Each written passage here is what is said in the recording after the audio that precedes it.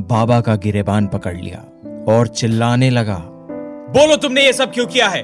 बाबा अपनी गिरेबान छुड़ाते हुए बोले, छोड़, मैंने कुछ नहीं किया है। तुम बहुत बड़ी भूल कर रहे हो। मैं तो मदद कर रहा हूं उस लड़की की। तुम जैसे भूतिया लोग क्या मदद करते हैं मुझे सब पता है। मैं तुम्हें छोड़ूंगा नहीं। जाओ यहां से, पहले अपने दिमाग का इलाज कराओ।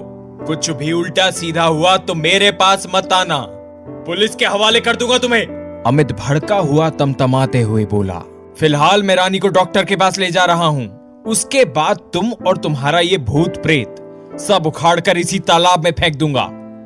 जाओ जाओ, बड़े आए मुझे उखाड़ने वाले। मैं तो सिर्फ तुम्हारी पत्नी की सहायता कर रहा था, पर वो आत्मा तुम्हारी पत्नी को चूस डालेगी। कौन सी आत्मा? अमित हड़बड़ाते हुए बोला, तुमने ही भेजा है ना उस चुड़ैल को, जिसने मेरी बीवी को अपने वश में कर लिया है। मैं बोल रहा हूं ना, मैंने कुछ नहीं किया। इतिहास में झांक कर देख और दफा हो जा यहां से। इतना कहकर बाबा अपने झोपड़ी नुमा घर में घुस गया। सुबह जब अमित बाबा के पास से आया तो रानी पर भड़क गया। आज के बाद तुम अकेले कहीं मत जाना। अरे पर हुआ क्या? ये वही बाबा है जो मेरे सपने में आया था और हमें वहां गलत खाना दिया था। मुझे पूरा यकीन है अब बाबा ने ही कुछ किया है। मैं पुलिस में शिकायत करके आया हूं। जब पुलिस का डंडा पड़ेगा तब उसे पता चलेगा। आपने ये गलत किया है। बाबा जी ने सच में कोई जादू मंत्र नहीं किया है। वो हमारी सहायता करना चाहते हैं। क्यों करना चाहते हैं मदद? और ये बताओ, वो सिर्फ लड़कियों की ही मदद क्यों करते हैं? और ये जो आत्मा भूत प्रेत है, ये औरतों या लड़कियों पर ही क्यों हावी होता है? आपको सबका जवाब मिलेगा, पर बाबा जी के पास। उस ढोंगी बाबा के पास इसका जवाब नहीं। तुम ये तो सोचो कि मुझे वो बाबा पहली रात के सपने में कैसे आया। ना तो मैं कभी उससे मिला हूं और ना ही कोई बात हुई है। ऐसे कैसे हो सकता है रानी? रानी, कुछ तो गलत किया है बाबा ने। तुम मानो या ना मानो। अमित जी, मैं सच कह रही हूँ। बाबा जी ने कुछ नहीं किया है, बल्कि वो तो मेरी सहायता करना चाहते हैं। मुझे तंग करने वाली मायरा है। कौन मायरा? अमित हड़बड़ाते हुए बोला, कोई नन्ही सी लड़की है, पर वो कौन है नहीं पता। ये सब तुम्हें कैसे पता?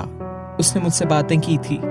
ये सब क्या कह रही हो? मुझे कुछ समझ नहीं आ रहा है। ये सब मन का वहम है और तुम यदि परेशान हो तो बाबा की वजह से। हम डॉक्टर से मिलते हैं, ये ठीक रहेगा। रानी अमित की तरफ देखते हुए बोली, तो क्या मैं तैयार हो जाऊं? जब दोनों डॉक्टर के पास गए और सारी बात बता डाली, तब डॉक्टर ने रानी को चेक किया और कुछ कंप्यूटराइज्ड चेकअप के लिए रानी को अपनी नर्स के साथ भेज दिया।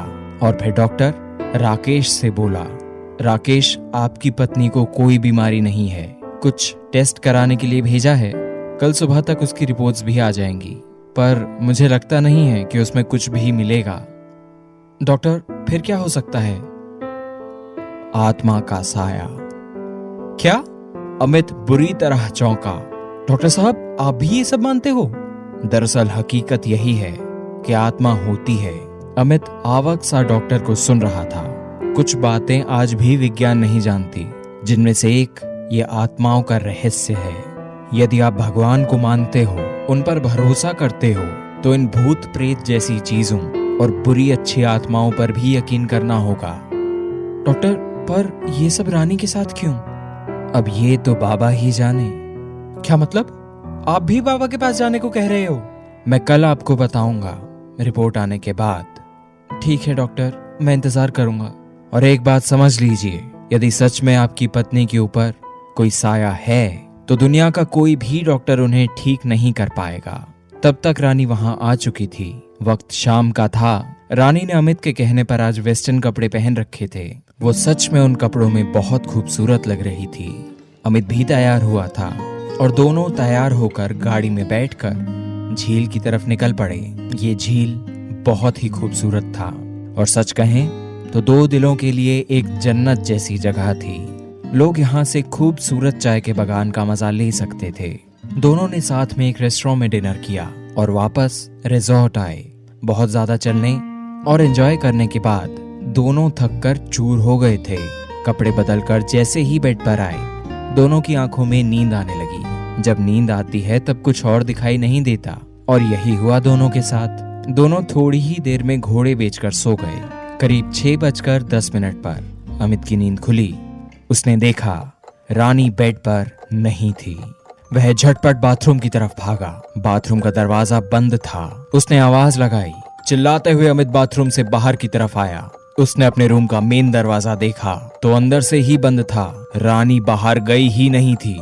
अमित हैरान चारों तरफ देखने लगा। वह भागकर बैल्कनी की तरफ गया पर रानी वहां भी नहीं थी। अमित बुरी तरह डर गया था। उसे ऐसा लगा जैसे रानी कहीं बैल्कनी से नीचे तो नहीं गिर गई।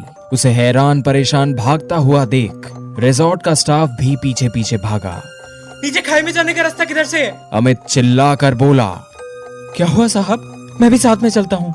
अमित और एक स्टाफ करीब 40 फीट नीचे खाई की तरफ उतरने लगे। वो पहाड़ी का जंगल था।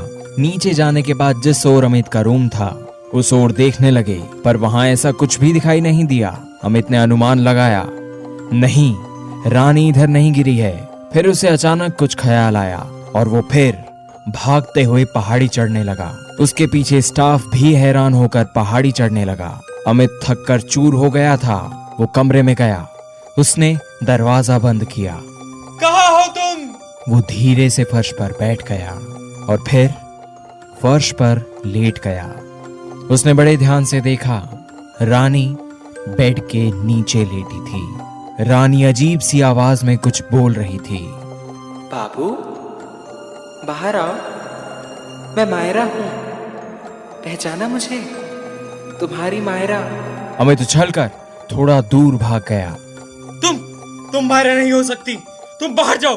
तुम मेरी पत्नी हो। तुम मेरी रानी हो। तभी रानी ने अपना हाथ चाटना शुरू कर दिया। अमित ने गहरी निगाहों से बेड के नीचे झांक कर देखा तो रानी की बाह से खून टपक रहा था। रानी के अंदर घुसी माया ने रानी की बाहों को काट डाला था और टपक रहे लाल गर्म खून को वो चाटने लगी थी। उसे छोड़ दो। छोड़ दूंगी, जरूर छोड़ दूंगी। पहले जाकर अपने उन 2 दोस्तों को बुला कर ला। कौन से 2 दोस्तों को?